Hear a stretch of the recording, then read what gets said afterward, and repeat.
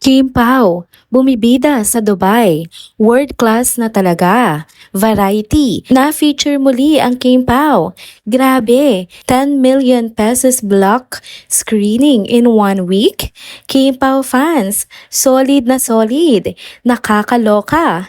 Kim Pao, trending na naman dahil sa movie promo. Tara, kwentuhan muli tayo.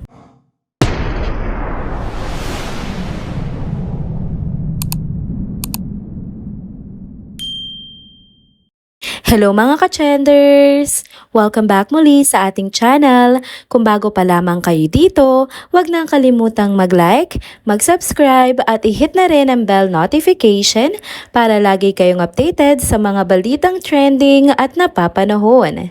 Happy Thursday mga ka-trenders! Nandito na naman tayo para sa isang masayang tsikahan na sigurado magpapakilig sa inyo. Kaya kung ready na kayo, simulan na natin ang balita. Unang topic ngayong araw, ang pelikula ng Kim Pao na My Love Will Make You Disappear. Bumibida ngayon sa Dubai. Yes mga ka-trenders, kahit maraming foreign films ang kasabay nito, mukhang all eyes on Kim Chiu at Paolo Avellino dahil sila nga ang patok sa mga sinahan doon. Hindi lang yan, dahil kahit sa international entertainment scene, napapansin na rin ang tambalang Kim Pao. Sa ikalawang pagkakataon, muli silang na-feature ng Variety, isa sa mga kilalang showbiz at lifestyle publication sa buong mundo. Isang malaking bagay ito dahil hindi basta-basta ang mapansin ng ganitong klaseng international media outlet. Sa article ng Variety, inilagay mismo sa headline ang pangalan ni Kim at Paolo na may kasamang caption na Filipino stars Kim Chiu and Paolo Avellino on big screen romance ng My Love Will Make You Disappear. It's the best time for people to watch this in cinemas. Kitang-kita kung paano binibigyan ng importansya ang tambalan nila at siguradong mas maraming tao na ang nagiging curious sa pelikula nila. Naaalala nyo pa ba nung unang beses silang ma-feature ng Variety? Noon pa lang sobrang tuwa na ng mga fans. At ngayon sa pangalawang pagkakataon, panibagong milestone na naman ito para sa Kim Pao. Sa sobrang saya, hindi nga pinalampas ni Kim ang pagkakataon na magpasalamat sa kanyang ex-post, kung saan pinasalamatan niya nga ang Variety sa pagbibigay pansin sa kanilang pelikula. Samantala, sa Dubai, isang My Love Will Make You Disappear sa mga top billed movies sa ilang malalaking sinihan doon. Ibig sabihin, kahit may mga kasabay itong foreign films, iba ang suporta ng mga tao sa pelikula ng Kim Pao. Kung mapapansin nyo sa mga sinihan, makikita nga ang trailer movie nila na ipinalabas mismo sa mga LED screen sa lobby. Oo, mga digital screen na hindi mo palalampasin dahil nasa harap mismo ng mga sinihan.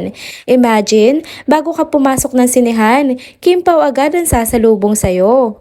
At syempre, hindi na rin nakapagtataka na inaasahang dadagsain nga ng mga Pinoy sa Dubai ang showing ng movie na ito. Alam naman natin kung gaano kalakas ang suporta ng ating mga kababayan sa abroad pagdating sa Pinoy movies, lalo na kung ang bida ay ang isang love team na kasing init nga ng Kim Pao. Kaya mga ka-trenders, mukhang magiging big hit talaga ang My Love Will Make You Disappear sa international scene.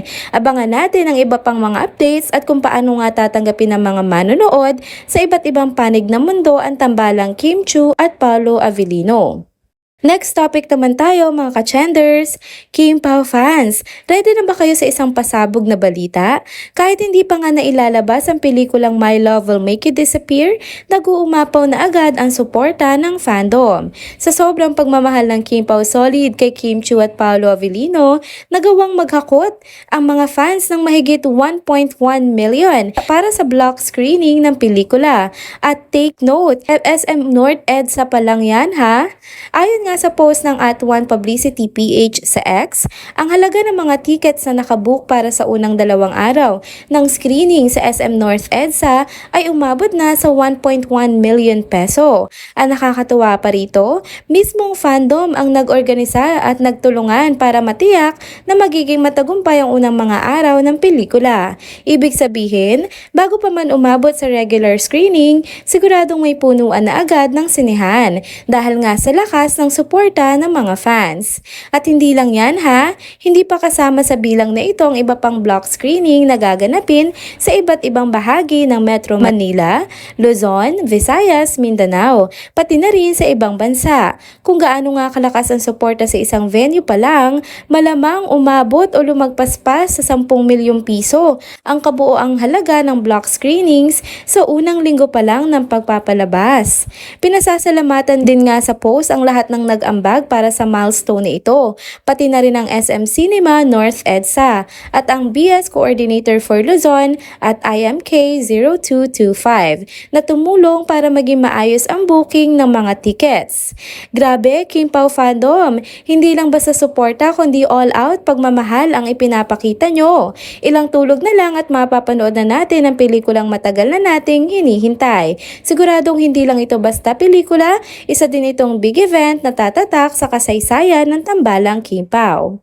Last topic na tayo mga ka-chenders. Ilang araw na nga lang bago tuluyang bumida sa mga sinihan ng pelikulang pinagbibidahan ni na Kim Chiu at Paolo Avellino. Halos hindi na nga mapakali ang Kim Pao fans sa excitement, lalo na't ramdam na ang init ng promosyon para sa My Love Will Make It Disappear. Sa isang event, kitang-kita ang chemistry ni na Kim at Paolo habang magkasamang umaawit sa stage. Hindi may kakaila ang kilig sa kanilang ngiti at lambingan na syempre hindi nakaligtas sa matatalas na mata ng mga fans. Dahil sa moment na ito, mabilis na nag-trending ang hashtag na 8 days to go Kim Pao movie sa social media. Patunay na hindi lang basta inaabangan ang pelikula nila, kundi talagang pinag-uusapan ito sa buong bansa. Samantala, sa isang Instagram post, ibinahagi naman ni Kim Chiu ang kanyang excitement habang binibilang ang nalalabing araw bago ang opisyal na pagpapalabas ng pelikula. Mas lalo pang naging espesyal ang journey nila dahil nagkaroon nga sila ng pagkakataong ipromote ang pelikula sa Los Angeles, California, kung saan nakasama nila ang press, supporters at mga kaibigan mula sa industriya. Quote and unquote, counting the days, sabi nga ni Kim, at tila ganoon din ang ginagawa ng buong fandom. Walang tigil ang suporta, walang patid ang kilig, at walang sawang pagmamahal para sa tambalang Kim Pao. Isang linggo na lang, ready na ba ang lahat para sa pelikulang magpapatunay kung gaano nga ka-powerful ang magic ng Kim Pao? Kita-kits sa sinehan. And there you have it mga ka-chenders. Dito na po muna nagtatapos ang ating isa na namang trending video update. Salamat sa inyong pagsubaybay at pagsama sa akin hanggang sa dulo ng video na ito. Pero bago kayo umalis, huwag niyo pong kalimutan mag-like, mag-comment, mag-subscribe at i-hit na rin ang bell notification para lagi kayong updated sa mga balitang trending at napapanahon. See you on my next video. Paalam!